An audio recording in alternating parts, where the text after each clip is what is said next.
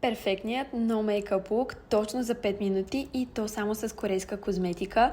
За основа използвам лосиона на On Ingredients, обожавам го. След това нанасям от слънцезащитата на Skin 1004 и е ред на звездата на това видео, фондютенът на Enough 3 в 1 с колаген, който супер много харесвам.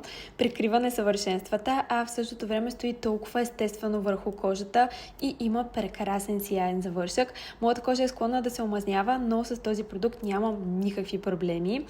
Тъй като нямам течен руж под ръка, ще използвам ето този тинт за устни на лака. В грима така или иначе няма правила, така че го нанасям директно като руж.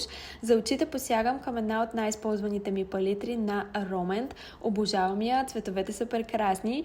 И след това нанасям малко блясък отново от палитра на Ромент. Много ми харесват тези брокати. Запечатвам течния руж с прахообразен отново на Ромент. Този коралов цвят ми е любим и стои много свежо.